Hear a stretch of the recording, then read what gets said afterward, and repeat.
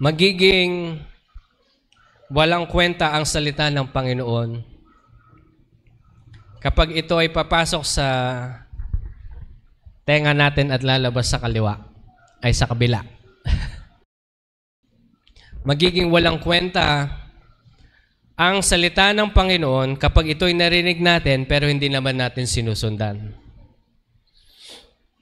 Katulad ng mga sinasabi ko sa ating mga young people, magiging walang kwenta ang prophecy na na-receive ninyo if you will not follow the instructions of God. Every instructions of the Lord is relevant to the very being that we are, because this whole being is led by the Lord for His righteousness' sake. Itong pagkatao natin, God is always leading us into His righteousness for His name's sake. Not for you, but for His name's sake.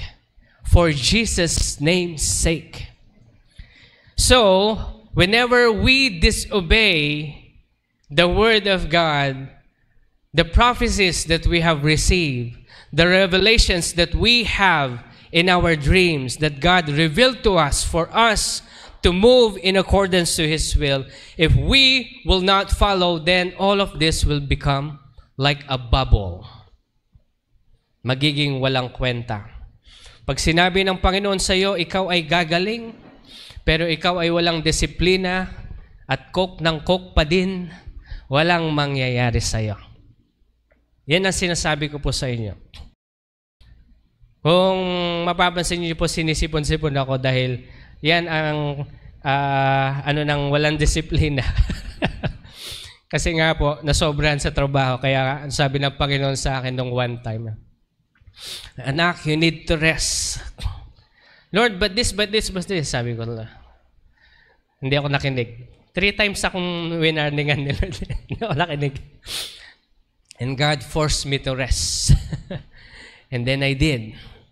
4 days rest ako, talagang walang trabaho. It's because when we do not discipline ourselves, ito ang pwedeng mangyari sa atin as such. Isa sa mga pinakamadisiplinang tao ngayon sa bahay, si Miss Loy. Nagugulat nga kami. Wow, talaga totoong disciplinarian. Talagang paggulay lang talaga siya. Kaya pag binabawalan niya kami, bawal yan, makikinig kami kasi ginagawa niya din. Nakuha niya yan. When somebody warns you about something and they themselves are not doing it, if somebody tells you, magsimba ka, pero sila hindi naman nagsisimbaw, makikinig ka ba doon? Hindi. Ba't ka makikinig? Ikaw nga, hindi ka nagsisimba eh. Kaya tayo mga magulang, dapat maging example tayo. Tayo rin ng mga anak, kapag yung mga magulang natin, hindi po sila ganun pa kalalim sa Panginoon o hindi pa po sila nakakilala sa Panginoon, maging example tayo. Dahil darating ang araw na sila ay mahihikayat din natin. Katulad po ng isang testimony ni Brother Mac A. Last week, actually, my heart was overwhelmed kasi ang tagal na talaga naming sinasamahan ko siyang manalangin dyan, no? Kaya nagagalang ako when he shared the testimony last week, another win souls for the Lord. Hindi man magiging malalim right off the bat, pero at least gradual yan. Gradual. Ang pinaka-importante dito, sabi ko nga sa ating mga guro, lalong-lalo na nung graduation natin, yung nakapag-plant ka ng seed. That is the most important thing. Kapag nakapag-plant ka ng seed, kahit na narinig lang nila o kaya nasambit lang nila ng kaunti, that is the beginning of it. Kaya nga tinanong ko si Miss Annie sa si Miss Sab, ilang minuto bang meron ako?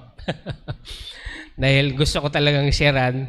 Kasi parating na talaga si Jesus eh. Kapag hindi ko pa siya sharean to, baka sabihin ni Lord sa akin, yung mga parents ng school, hindi nyo pa na-sharean.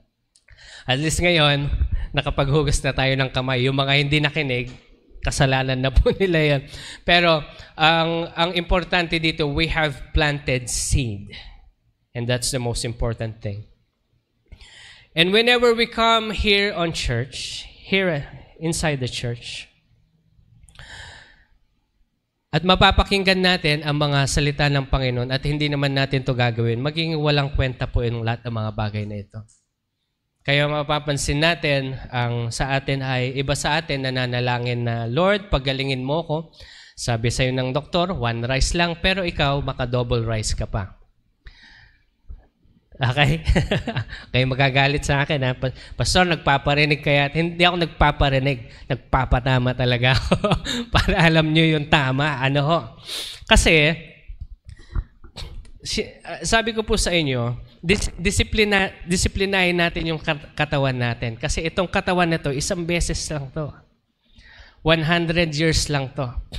Kapag hindi mo kayang disiplinahin yung isang bagay na yan, lahat ng bagay, mahihirapan kang disiplinahin. Yung simula sa katawan. No? Nasubukan nyo na yon, yung binawalan nyo yung sinabi sa inyo ng doktor ba, 1 rice lang minsan lang kumain. Sila pa yung galit. Huwag na tayo magpa-doktor. Huwag na tayo magpa-doktor. Maggagamot ka, magsasayang lang tayo ng pera. Diretso na. Laklakin niya na yung kanin. Pa kayo magagalit sa akin, ano ho? Sinasabihan ko po kayong ganito kasi mahal ko po kayo. This is with a sincere heart. Because my very goal in life as a pastor is for you to grow in Christ. Not for you to grow in trust in me. I don't want you to trust me. Kasi tao ako. I want you to trust the Word of God. I want you to trust His Word, His promises that will manifest upon your life. Kasi ang goal ng bawat pastor at ang goal ng mga dapat na goal ng mga bawat pastor ay palaguhin ang mga taong nasasakupan nila, malaki man yan o maliit. Na tayo ay lalaki sa ating pagiging Kristiyano. Ano ho? Yun ang pinaka-goal natin. Kaya magiging walang kwenta lahat ng mga tinuturo ko po sa inyo kapag hindi natin susundin. Kapag una, sinabi ng Biblia sa atin na hindi dapat tayo makisiping sa hindi natin asawa. Pag hindi kayo kasal, hindi kayo pwede magsama sa isang bahay. Okay, hindi kwarto bahay. Okay? Pastor, pwede sa kwarto? Hindi pwede, mas lalo hindi pwede sa kwarto. Kasi pag sa bahay, hindi pastor, doon naman siya sa kabilang kwarto. No! Conservative naman ng pastor na to. Ganun talaga. Wala tayong karapatan. I am saying this because this is the truth. If you want your house to be blessed, if you want the presence of the Lord to stay inside your house, let the truth be practiced inside your house. What truth? The truth of His Word. Amen? Ano yung sabi ni Pastora Ella last week? Don't do, be. Be like the Word. Be what God has promised you to be. You are cleansed, you are washed, you are holy in the sight of God. Pastor, nagkakamali pa rin tayo. Yes, that's true. Pero ang pinaka-importante kasi dito, yung heart natin na gusto natin magbago. Sasabihin ko po sa inyo, ako, nagtuturo ako ng salita ng Panginoon, inaaral ko ito, pero sasabihin ko po sa inyo, hindi po ako perfect. Nagkakamali ako, at may mga kasalanan akong hindi nyo alam. Ang nakakaalam lang, kami lang ni Lord. Hindi ko naman sasabihin sa inyo, kasi pag sinabi ko sa inyo, you will condemn me. Pastor ka pa naman, pastor ka pa naman. But when I tell my sins to the Lord, He forgives me. Eh kung yung pastor na ito nagkakamali, ano pa kaya ako? No. Huwag mo sasabihin yan, lahat tayo tao. Lahat tayo nagkakamali. Lahat tayo may pagkukulang. Nakasulat yan sa Biblia. Kaya hindi po ako magmamalinis na ako ay malinis, kayo madumi. No, lahat tayo madumi. Lahat na nagsisimba dito madumi sa harapan ng Panginoon. Ngunit nang dahil sa dugo ni Kristo, tayo ay nahugasan ng ating mga kasalanan. Hindi dahil sa ating gawa, kundi sa gawa ni Jesus, tayo ay naging malinis. Kaya doon tayo naniniwala sa pagkapako ni Jesus sa krus ng Kalbaryo. Nang dahil napako siya sa krus ng Kalbaryo, ang bawat isa sa atin ngayon ay malinis na dahil sa dugo ni Kristo. Amen po ba? Kaya para panigurado lamang na tayo ay, ang bawat isa sa atin ngayon ay nasa same page, tayo po ay pumagit ng panandalian. Sabihin natin ng buong puso, Panginoon, patawarin mo po ako sa aking kasalanan. Sa araw na ito, binibigay ko po ang aking puso sa iyo. Manahan ka po sa akin. Patawarin niyo po ako, Panginoon. Sa araw na ito, tinatanggap ko si Jesus bilang aking Diyos at tagapagligtas. Sa pangalan ni Jesus, lahat tayo magsasabi ng, now you are cleansed by the blood of Christ. Pastor, how can we maintain as such? Look at this, no? How can we maintain such holiness? We cannot maintain such holiness. It's only the word of the Lord that cleanses us from all of these things. It's only the word of God that washes us daily from all of these evil thoughts and things. Minsan nga nag-usap kami habang nagdadrive si Miss Loy, kasama namin si Pastor Ella. Nag-usap kami, bakit kasi natatanong nila sa akin, bakit kaya sabi niya, bakit kasi minsan yung ibang tao merong urge na manood ng horror movies, merong urge na gumawa ng kasalanan, merong urge na gumawa ng mga mali. Ang sagot po dito is because of our sinful nature. Basically, we are living in a sinful world,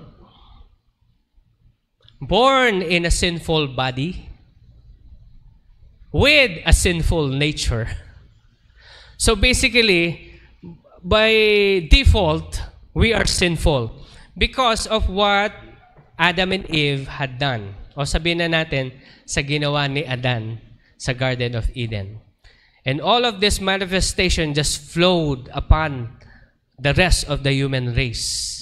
Kaya meron tayong sinful nature na tinatawag. Minsan hindi natin mapigilan.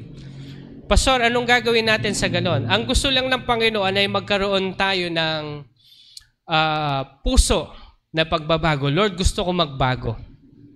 Lord, gusto ko maging banal katulad ni Kristo. I know it's a dream. But this thing is actually our very goal. Yung pinaka-goal ng bawat Kristiyano na maging katulad si Jesucristo balang araw. Ito po yung situation ng tao, kapanganak sa atin, lalaki tayo, magsisimula ang maganda bilang mga magulang, 3 years old pa lang yan, pinatatanggap nyo na kay Jesucristo. Kahit na yung prayer na baby lang. Because it helps. It helped me. Kasi pagdating ng teenager niyan, dyan na. Magsisimula na yung rebellion phase ng bata Pag dumating na yung rebellion phase ng bata, wala ka lang magagawa dyan. Kundi mananalangin ka at talagang iluluhod mo yan sa Panginoon. Katulad nga ng sabi ko po sa mga parents natin nung graduation, hindi nyo pwedeng piliin ang kaibigan ng mga anak ninyo. Hindi nyo pwedeng piliin ang kanilang magiging ugali. Pero meron kayong kapangyarihan para palitan ang kanilang environment. Anong ibig sabihin environment? Saan nyo sila ititira? Sino yung mga taong nakapaligid sa kanila? Kung gusto nyong maging squatter ang pag-iisip ng inyong mga anak, tira kayo sa squatter. Hindi ko sa minamaliit ang mga ito, pero makikita naman natin, hindi ito pamamaliit. Kasi kung titingnan natin mabuti, sa loob ng squatter, tingnan dito pa lang, sa daan natin dito na ito. Tinuturuan natin na magandang asal yung ating mga estudyante, pero yung mga nakikita, yung mga dumadaan na mga bata dito, talagang ang lalayo pa lang nila, kung makapi ay sila, parang matanda. Diba? Kasi sa environment. If you don't want that kind of environment to raise your child. Pastor, kasi ito lang yung kaya naming i-afford. Kaya ngayon, bilang mga magulang, kayo talaga ay luluhod, Lord. Bigay niyo kaming bahay, Panginoon. Sa Villa Dolores. Ang ganda talaga sa bahay nila, Miss Rhoda, talagang tahimik. Yun yung pangarap ko, yung talagang wala kang maririnig, kundi yung ng mga ibon lang. Which is sabi ni Miss Loy, annoying daw eh. Pero sa akin, nature. Alam niyo yun? Pero dito sa Amsik, kapag gagising mo, anong maririnig mo? Boses ng kapitbahay mo. Diba? Boses ng kapitbahay mo. Nagsisigawan. O kaya yung sound check. Sound check, check. Mic test. Ayan na, medyo okay na. Ay. Kaya po, sabi ko po sa inyo, kapag hindi kami tinawag ng Panginoon sa Amsik, wala ako dito. Hindi ako titira dito. But the Lord sternly called us here to minister upon you. Actually, God called us all here. Kasi tingnan nyo, hindi naman tayo Kapampangan. I mean, 90% of us are from different places. No? Kami ay taga Pangasinan. Yung iba sa atin, taga saan? May Mindanao. Okay. Saan pa? Visayas. Saan pa? Bicol, si Auntie. Iba-iba. O, diba? Anong ginagawa natin dito? Because God called us here. Well, you see, back to the topic. You cannot change your friends, your children's friends, but you can change their environment. Palitan nyo kung saan sila mag-school. Pwede nyo i-enroll sa Humphrey kasi dito, good environment yan. Sasabihin ko po sa inyo yan, kahit na gaano pa kademonyo ang inyong anak, lalabas yan na anghel dito. Kasi bubunutin namin yung mga sungay nila habang maliliit pa. Totoo po yan. Gusto ko lang pong ipagmalaki I don't know, but this is the manifestation of the power of the Holy Spirit and the promise of God upon the school. Meron kasi mga nag-enroll dito as in they have some sort of special stuff. Special. Ayoko nang i-explore pa masyadong special. Basta pag yung special, pag sinabi mo, hello, tapos nakatingin doon, yon, that kind of special. Okay? Pero lumabas sila dito ng matino afterwards. That's miracle. That's miracle. And that is not because of us, but it's because of the power of the Holy Spirit. Power of the Lord Jesus Christ. The washing of the blood. Kaya nga sabi ko po sa inyo, kahit na ganyan yung mga batang yan, pag pinatanggap mo, lalayas lahat ng kademonyohan dyan. Minsan kasi ang iniisip natin, Pastor, hindi ba dahil sa brain, sa epilepsy or whatever? Pero alam niyo po, lahat ng mga, during the time of Jesus, demonic possession is actually linked sa epilepsy. Ngayon, ginawa na lang, anong tawag mo dito? Ginawa na lang parang diagnosis ng doctor. Hindi, epilepsy yan. That's something with the brain. Ayun, binigyan na ng karapatan yung demonyo na mag-stay. Ano pa yung isa? May bago ngayon eh. Yung ano ba yan? Hindi ako naniniwala doon eh. Yung sinasabi nila na may boses sa isip nila na may nagsasalita na no, that's demonic possession. That kind of thing is actually from the devil. Now, once again, the word of the Lord should be implanted within our hearts. We should not forget about it. We should stand on it as a standard of belief and truth. Hindi natin ito ipagpapalit sa kahit na ano, pero sabi kasi ng ganito, sabi kasi ng ganyan. Ito na kasi yung nakagisnan namin. Hanggat hindi po nakasulat sa Biblia, huwag po natin paniwalaan. Ang tanong po kasi dito ngayon is, ano ba yung mga nakasulat sa Biblia na ikinapahamak natin? Yan. Wala. Kaya ito po, gusto ko lamang pong i-share yung simple summary ng i-discuss po ni Pastora Ella last Sunday, sa Psalms 23. Alam niyo ho, itong Psalms 23 na to maganda i-memorize natin. Simple lang naman yan eh. Kasi kapag memorize mo itong isang bagay na yan, meron ka ng matalim na espada. This is, the word is the sword of the Spirit. Meaning, if the devil tells you about something, all you need to do is just to read it, or should I say, speak it out loud. Psalms 23, sabi niya, "The Lord is my shepherd, I shall not want. He makes me lie down in green pastures, and He leadeth me beside quiet, still waters. He restores my soul, and He leadeth me into the path of righteousness for His name's sake.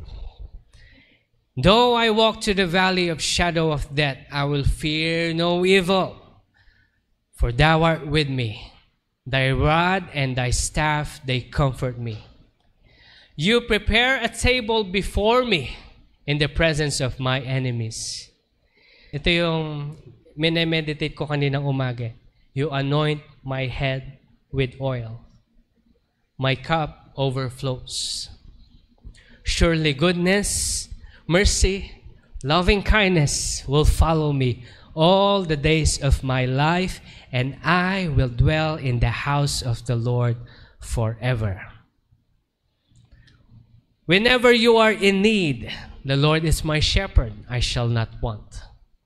Katulad ng sinabi po ni Pastor Ella last week, na you should not worry about the things that you will be needing.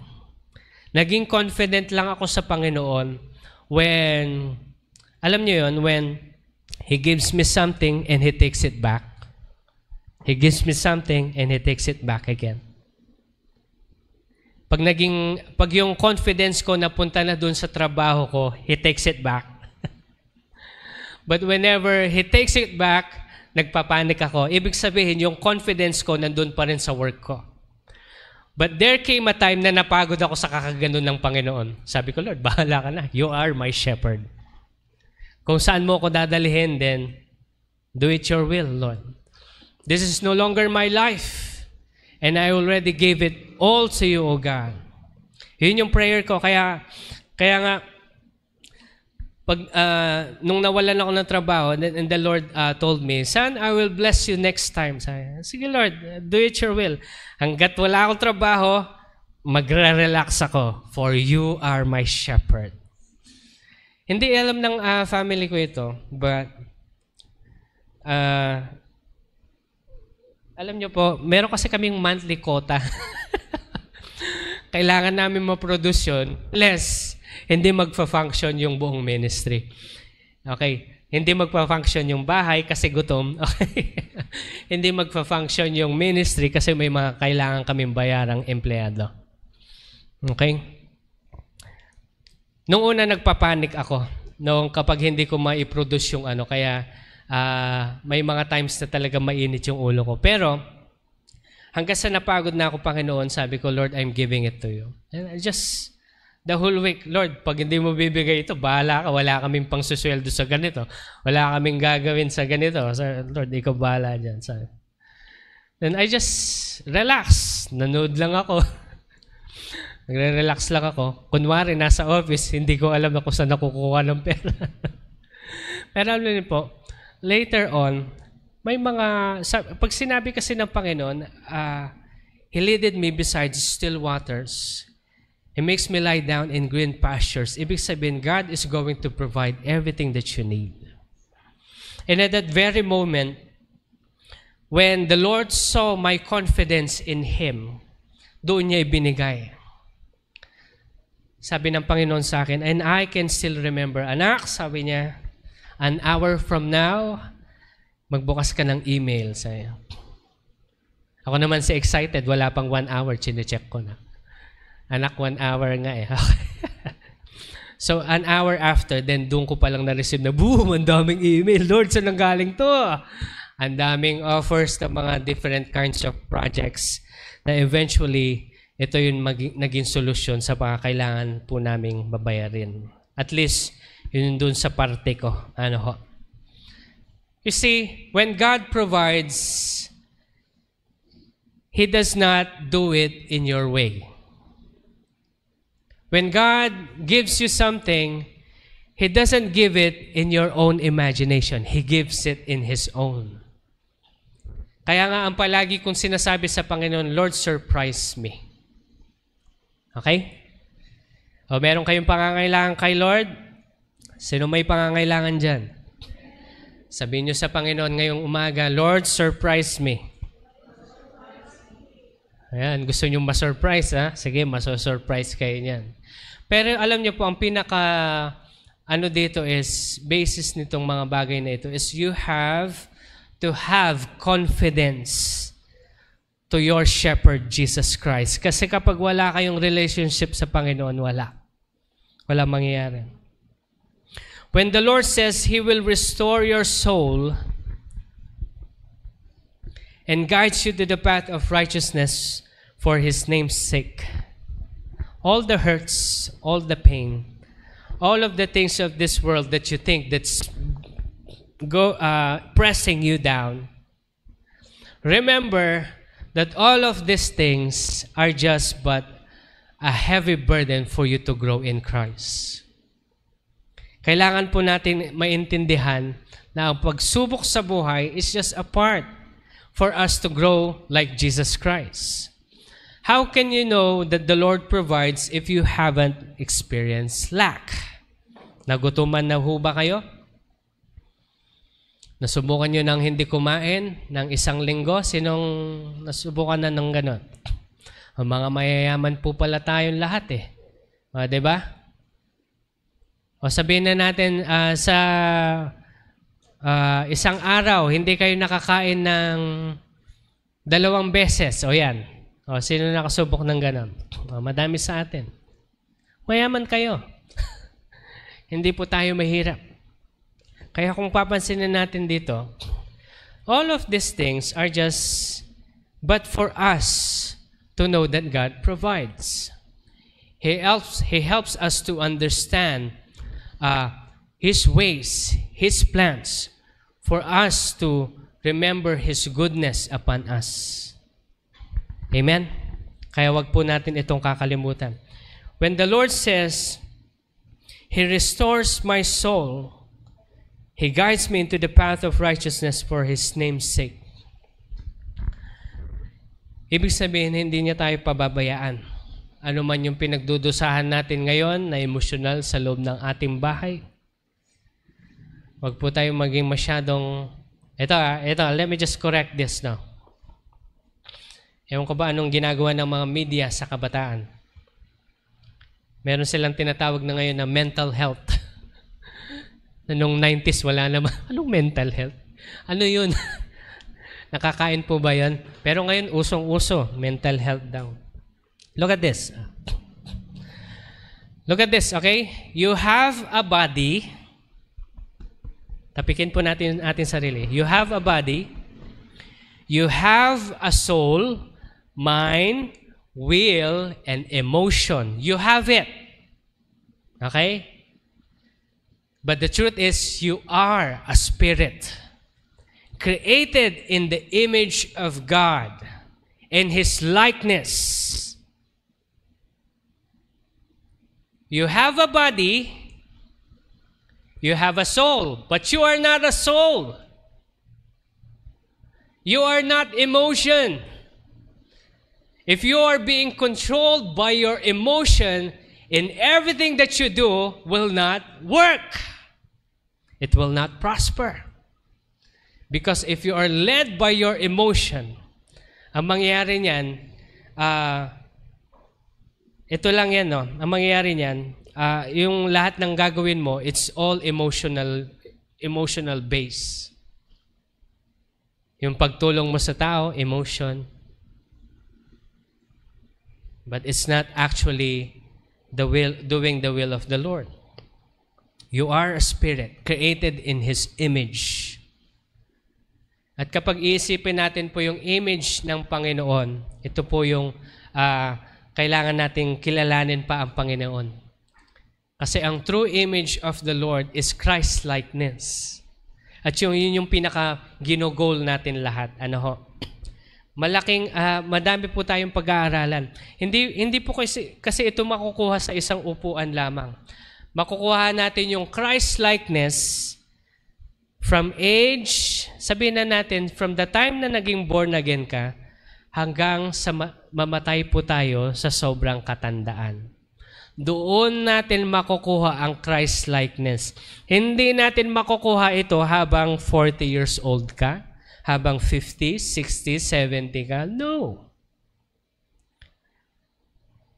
Alam niyo po, i-share ko ito palagi sa inyo. Nung nakita ko na yung Christ-likeness kay Mommy, oh no, Mommy is going home. Yun na yung naramdaman ko. Kasi alam niyo po, madali na siyang, dati kapag nagre-reklamo yan sa mga kinaiinisan niya, alam niyo yun, yung matindi pa yung galit niya eh. Pero nung mga later years niya na, nung naikwento niya sa amin yung nangyari sa kanya na nagdugo siya, tapos yung sa sahig talagang lumalangoy niya sa sarili niyang dugo, tapos itong auntie mong ito, tinandaan namin yung aunting yan, sabi. Yung aunting yan, sabi. Tapos, sa akin lang tapos yung, basta binanggit niya yung pangalan, hindi man lang daw siya tinulungan, o itinayo, or what, no? Tapos ito naman si Ate Loy. Yung anting yan, wag makakaapak dito yan. Nung sabi ni Mami, wag kayong ganyan. Ako nga napatawad ko na, kayo pa. Nung narinig ko yung, I know Mami is about to go home. Because na-achieve niya na yung Christ-likeness eh. Alam mo yun? Hindi lang sa forgiveness part eh. Sa tulong, sa genuine na pag-pray. Kasi pag nag-pray yan si Mami, talagang totoo eh. Iisa-isahin niya yung mga pangalan namin. Alam niya yung mga sitwasyon namin. Hindi magpe-pray yan ng tahimik, magpe-pray yan out loud. No? Pagbabasa rin niya ng Bible out loud. Maalala ko pa yung Bible niya, yung alalaking letters. Hindi po natin ma-achieve ang Christ-likeness in one sitting. Lifetime. We need a whole 100 years to learn Christ-likeness. And when we learn Christ-likeness here on earth, ibig sabihin, we are ready to go home. And that is the life that we're looking forward to. Pastor, ayoko pa pong mamatay. Hindi ka naman mamamatay kaagad. Okay? Ang iniisip kasi natin, walang makaka-achieve ng Christ-likeness na iniisip natin, ma-achieve natin. Masyado tayong confidence sa sarili natin. Kapag ganon, no, we cannot. It takes a whole lifetime for us to be like the Lord Jesus Christ. Kaya as much as we can, we should learn fast because He is already coming back. Just in case you don't know, it's already happening right before our eyes. Kapag nabasa niyo po yun sa Daniel regarding the prophecy of Christ's return, sa Revelation, yung tinatawag po nating isa-sacrifice nilang red na, basta red yun na, red heifer something, na rare species na hindi na makikita ngayon. Ngayon, papunta na ito sa Israel at ready ng isacrifice. Kung mapansin niyo po, sa bandang Gaza, iti-take over na ni US, di ba? Plano na nilang itayo ang third temple. When the third temple is already built, na sacrifice na itong mga sacrificial animals na ito, yan na. Simula na yun. Pagkita ko sa inyo, anong mangyayari, ano? Kapag nangyari na itong lahat, akala natin there's all peace, all warmth and the Lord is just blessing His people. Pero tayo mga Kristiyano, dapat tayo ay maghanda na. Kasi oras na may umupo doon sa trono, o sabihin na natin doon sa temple, at sasabihin niya na ako ang Diyos, that is the Antichrist. And when the Antichrist appears, that is the beginning of the 7 years. 7 year of basta.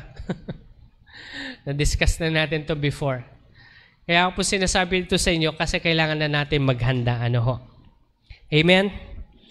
Kaya we need, as of right now, we need to have confidence in our Lord Jesus Christ, in our Father, in our God.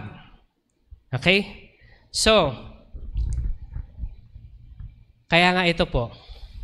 Pastor, akala ko ba we are protected and protected by the power of the Lord? Kapag meron po tayong disiplina sa ating buhay, we know how to receive rebuke from others, lalo na kapag concerned sila sa atin. Ano ho? At kapag hindi tayo marunong tumanggap ng rebuke, ito yung mga napapahamak. Okay? Halimbawa, isang rebuke sa ibang kabataan. Na. Lalo nung nakatira pa ako sa Maynila, ang laging sinasabi sa akin ng mga tropa ko doon, "Uy tol, gabi na," sabi niya, "saan ka dadaan?" "Dadaan ako sa bandang Pasay." Sabi, "Nako," sabi. "Kung maglalabas ng cellphone doon, ha? Saka pag maglalakad ka pa ganon, yung kamay mo daw gumaganon." Kasi talagang mabilis sila. Sa grupo yung mga yan, dapat alerto ka, sabi niya. "Talaga?" sabi niya. O sige, sabi ko. Ako naman palagi ako nagpe-pray. Alam niyo po, meron kami mga tugtugan noon kasi nagbabanda kami. May extra ako para kumita. Kasi nagbabanda-banda ako noon. Alam niyo po, uwi kami alas 11, minsan alauna, alas 2. No? But never akong na-hold up or anything. Never. Because I know the Lord is protecting me. Pastor, paano kapag na-hold up ako in my lifetime? You must take a look at something na what was the open door? What was the open door? Baka may nagsabi na sa yung huwag kang mag-cellphone na mag-cellphone. Tapos hindi ka pa rin nakikinig. Gumagawa ka ng trabaho, scroll ka ng scroll. Kumakain kayo, scroll ka ng scroll. Oy, mag-pray ka na. Okay, teka lang. Ang tawag doon, walang disiplina.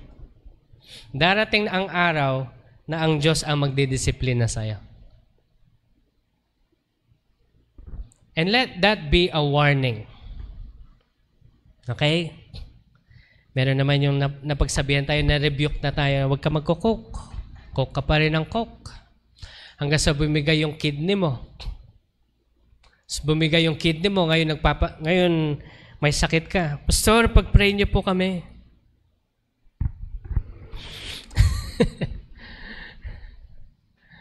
Ano kayong pwede ipag-pray?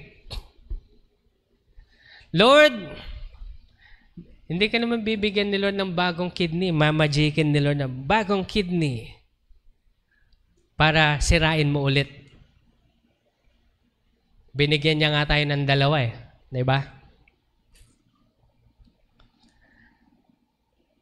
Who are we that we deserve another one? Kaya we must learn how to discipline ourselves. If you cannot discipline yourself, I'm sorry to say, but you will die early. I'm telling you this, live long for the sake of God. Live long so that you may be able to do His will and purpose. Para kalaunan, kapag dating natin sa langit, makinig po kayo hindi kayo maiinggit sa akin. Pastor, baka kami maiinggit sa'yo?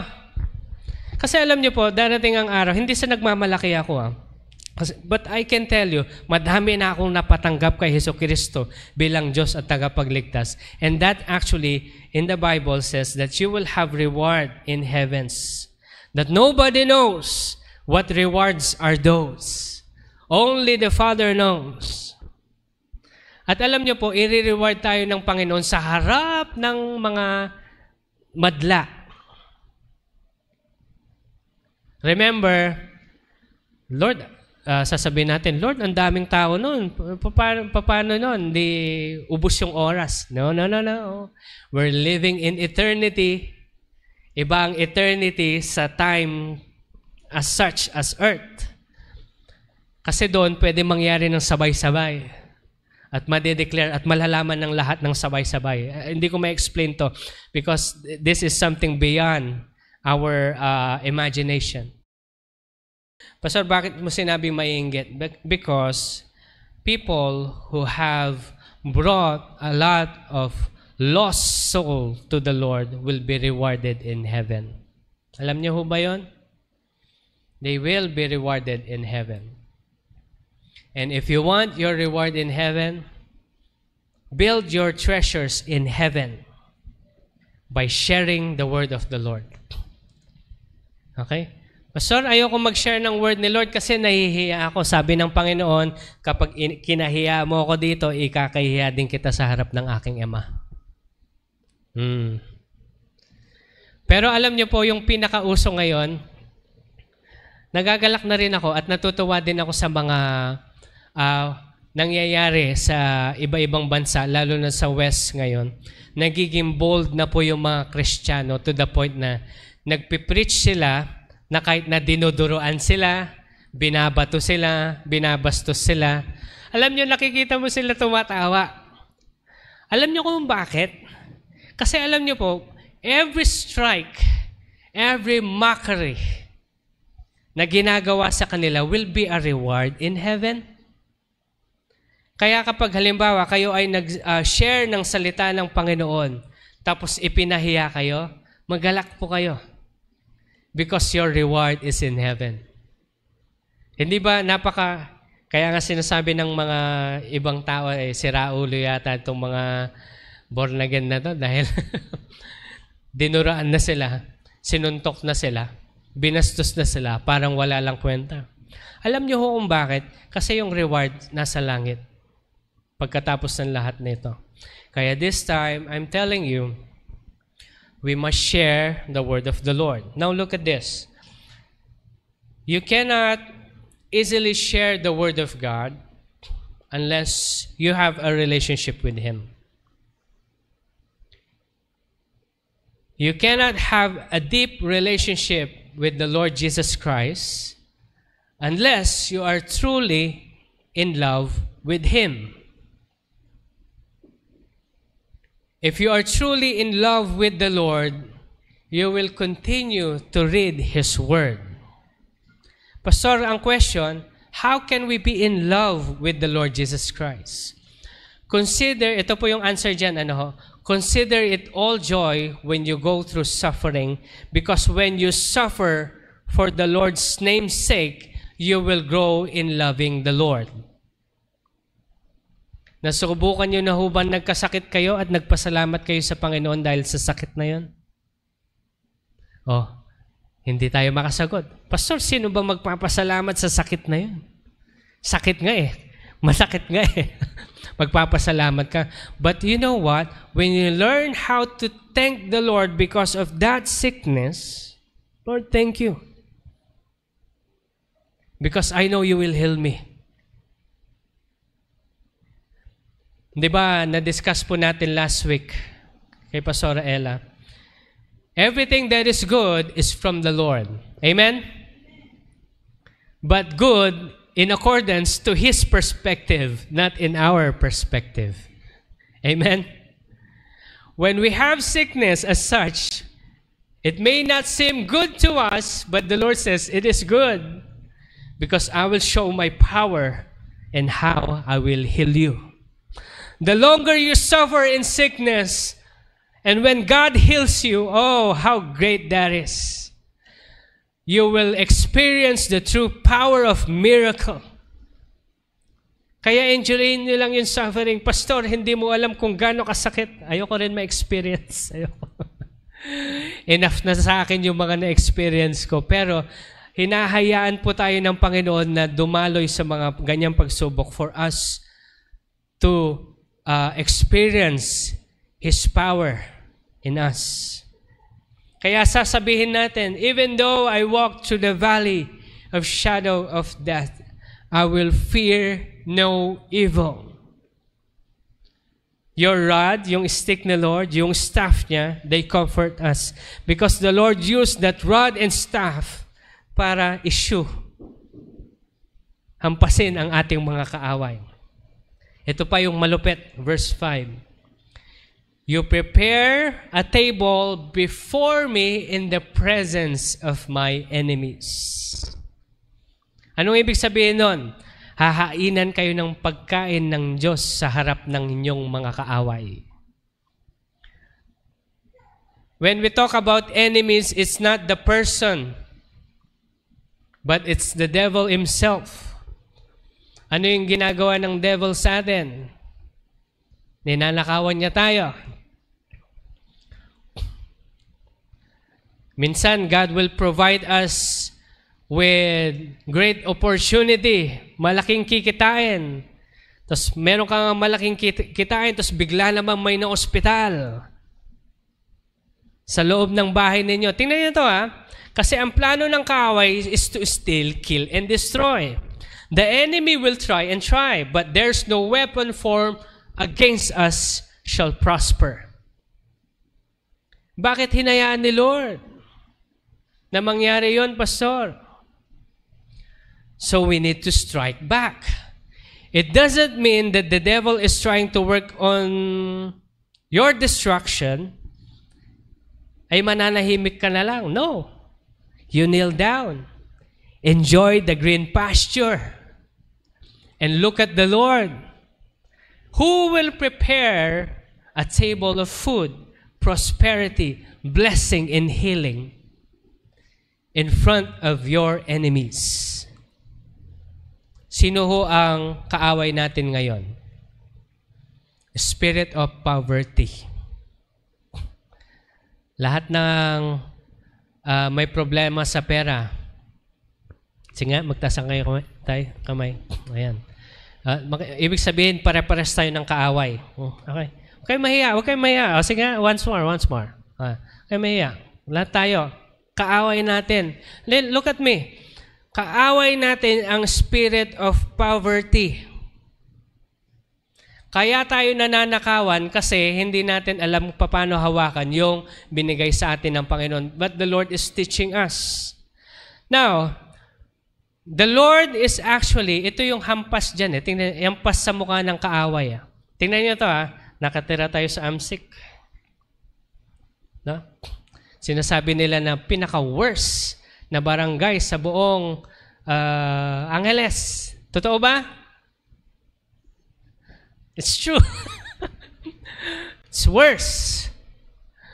Walang nagbabago. May nagbago nung nakaraan, pero to the worst. Kaya binalik na lang natin yung normal. Okay na to, normal. Kaysa mo lang pagbabago. Okay? So, tingnan nyo ito. Tingnan ito. With all of these things, kahirapan sa AMSIC. Pero, ni isa sa atin, walang gutom. May gutom sa inyo? Wala. Lahat tayo busog. Hindi tayo mahirap. Hindi tayo mahirap. God is preparing, hindi natin nakikita kasi, a table before us in the presence of our enemies. Kaya kapag kumakain kayo, devil, look at this. God prepared a table before me in your presence. Wala ka. Diba? You must rejoice. Kasi ang nakikita lang natin yung wala tayo. Buti pa sila, may ganito. Buti pa sila. Enough. Enough concentrating on the things that you don't have, but rather rejoice on what God has given you. Katulad nung widow na na-discuss natin before. Hindi tinanong ni Elisha, ano yung wala ka? Hindi, ang tinanong niya, anong meron ka sa bahay? Tingnan mo yung bukang bibig niya nung una. Wala ako kahit na ano. Yung ano lang, yung malit na olive oil na lalagyan. Yun, pwede yun, sabi ni Elisha. And from that, started a miracle. So remember, the miracle starts whatever God has given you. Amen? So rejoice when God prepared a table before you in the presence of your enemies. Now, sino yung may mga sakit sa inyo? Kaya sabi ko pa sa inyo, full pack itong Psalms 23. Andito lahat eh. Meron kayong sakit na iniinda, meron kayong lagnat or whatever. When the Lord says, you have anointed my head with oil, my cup overflows. You know, by default, sheep, sorry for the word, are stupid. But human beings are we are compared to sheep. Because we're actually dumb. We're actually stupid by default. But we gain knowledge by the power of the Lord Jesus Christ. Now look at this. Bakit ina-anoint ng shepherd ang head ng isang sheep? Kasi kung papansin nyo, pag ginulat nyo yung sheep, yung halimbawa yung andyan lang sila, tapos, wow, ginano mo yan, maninigas yan, tapos magtitip over sila. Totoo ito. Tingnan nyo sa mga farm na videos, ginugulit nila yung mga sheep, tapos maninigas yung mga kanilang mga limbs, tapos sila, tutumba. Usually, sa desert, o kung saan pinapakain sila ni David, may mga bato-bato. Kapag tumama yung bato sa, dahil sa pagkagulat nila, mababasag yung nila. Okay. So, ang mangyari nito, masusugat yan. Kaya kapag inanoint ng head ng oil ng Panginoon, pag natamaan ito sa bato, hindi ito dudugo. Okay? So, look at this. God is always anointing our head with oil, taking care of us. He is our shepherd. All we need to do is to follow His leading. Amen? Kaya yun po yung gagawin natin. And if we do, our cup overflows. And ito na yung promise. Goodness, surely goodness, mercy, loving kindness will follow me. Come on. Surely goodness, sabi natin sa sarili natin. Mercy, loving kindness will follow me all the days of my life. And I will dwell in the house of the Lord. When? Forever. Let's all stand in the presence of God. Hallelujah. Father, Father, Father. Come on, look at Jesus as your shepherd. Thank you, Lord, for being one of your flocks, oh God. I am not ashamed to call myself stupid, Lord, as long as I will be your sheep. As long as I have a shepherd like Jesus. Today, I dedicate my life to you, Lord. Wala po akong ibang gustong gawin kundi ang inyong kalooban. Kaya Lord, pananatiliin ko itong salitang ito sa aking puso't isipan. Hindi ko kakalimutan, Panginoon, ang lahat ng inyong ipinangako. At sa araw na ito, Panginoon, patuloy akong magpapasalamat sa iyong biyaya. Kaya Lord, ikaw po ang mapupurihan sa lahat ng oras. We give you back all the glory and honor and praise. In Jesus' name we pray. Amen and amen. God bless you all po. Magandang umaga po sa lahat.